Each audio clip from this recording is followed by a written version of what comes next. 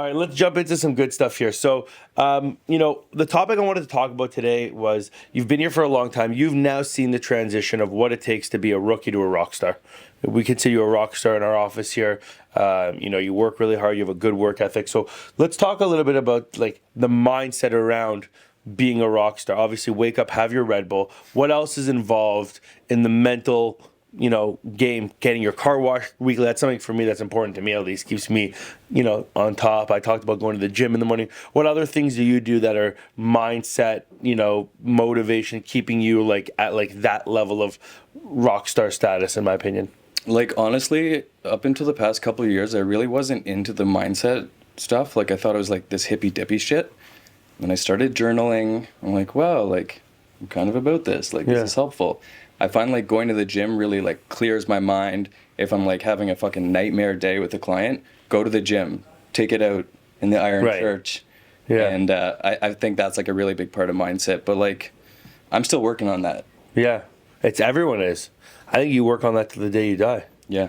I have a friend I was just talking to this morning who he's in India right now, very spiritual guy, mindset, very deep guy. He just finished a 20-day silent retreat in India, in the jungle. And he just called me this morning, and like the stuff that he was saying, and I thought this guy was like so advanced, and he's like, I'm just so at the beginning of this. Like every time I speak to him, you think like he's just like genius Buddhist kind of out there person, and he's like, he gets like so pulled back into like, no, I'm just right here. So I think the journey of mindset is something that like continuously, it's never ends, and I think like the world's really good at punching you in the face. So even when you think that you're getting further ahead, you're just gonna get punched in the face again, and you have to start again and figure out that next step. And it's always changing, right?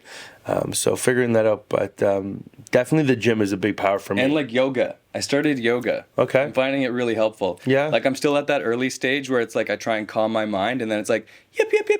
I'm like, shut the fuck up. But calming it down. But I do find that's really helpful. Breath work helps. Breath work, okay. Breath work and yoga. For me, I find one of the biggest things, and I keep talking about this week after week, is that I need to take care of myself first before I can take care of everyone else. And I'm not just referring to like my family, my son, my future kid that's coming right now. I'm talking about my business, the agents that work with us, my clients that work with us. Like, I need to prepare myself as the best version of myself before I'm able to be the best version of myself for everyone else and be on point. And I've been running a very good routine for the past month now. Like, I'm at the gym every day at 8 a.m. I take my time. I enjoy myself. I steam. I do my thing. By 10 o'clock, I'm out. I have my coffee, and I'm rolling. And my day starts a little bit later than it used to. But my workflow and my output is substantially higher. I'm a way better person when I'm in front of people and speaking to people. And I just find that things have just been flowing much better. Like, I used to put this pressure on myself of all the stuff I had to do in a day, and I would get stuck where like I didn't do it all. And now I've changed that mindset, and I do, like you said before, do the most important things first. So I'll finish that gym, and then on the way to the office, I'll make my calls to my clients. And then once I get to the office, I'm banging out a solid 2 hours of prospecting right now. Like, every single day I'm building that pipeline. And then by the afternoon, I'm in a good flow. I feel very accomplished. Spend time with my family. I've worked out. I've done breath work. I've prospected. I've spoke to clients. By the time I have to do all the little shit, I'm like in a zone where I'm like, this is good. I can flow now. If something pops up here showing I'm good. That's one of the things that's been working for me. Building off that, I found like I used to wait, like, let's say, when I first started, let's say 5 years ago, I was waking up at 9 o'clock, and I'd wake up and I'd go right to my desk, and it's like, look at your phone, holy shit, all these emails came in, and it's like, you're just starting your day like pure anxiety, like, oh my God, it's all like flooding in. If you wake up an hour, 2 hours earlier, and you like slowly like start your day, kind of work your way into it, it's just like way less overwhelming. And then like, you get rid of the little things, you eat breakfast, whatever, at like 7:38, and then 9 o'clock comes and the emails start coming in, you're not so overwhelmed. Definitely. It's more digestible. Absolutely. You have a better flow. And I think also understanding that like not every single email is mission critical. Mm-hmm. Like, I run my inbox, and I've said this for years, I run my business even like a triage system.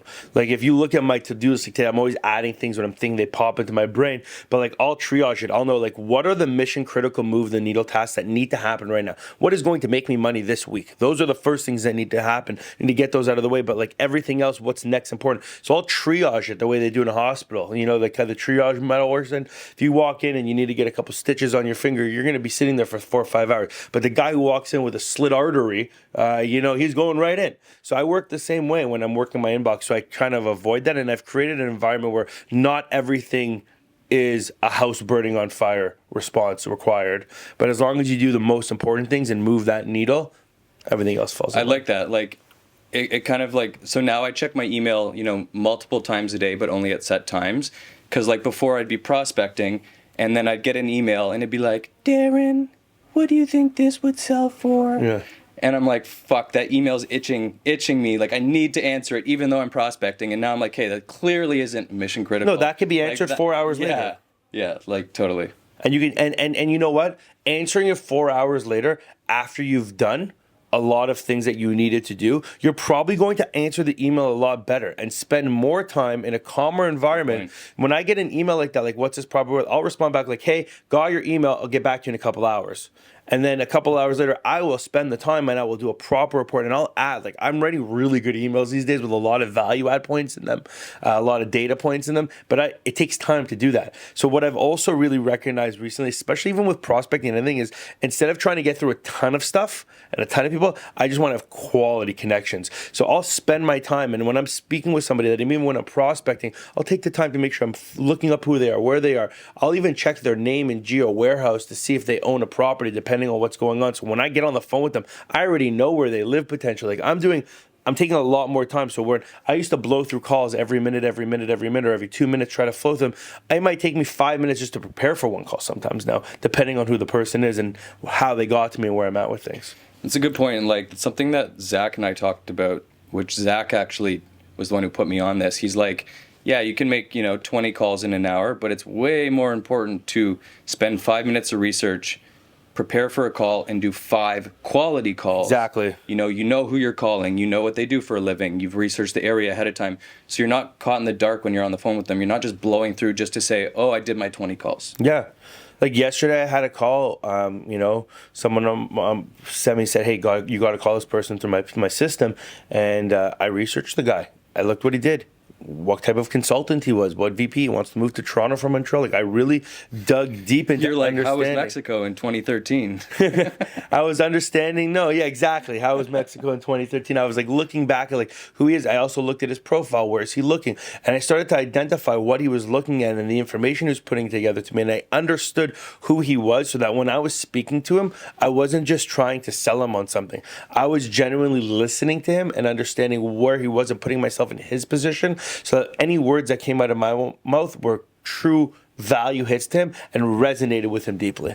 And that comes with patience. And I feel like, building that connection is less about talking to the person, talking at the person, more just asking questions and letting them talk. Yeah. If they talk, you're going to build a connection. And I find a lot of the time too, like, and this actually, I'll go into like our next one, is like,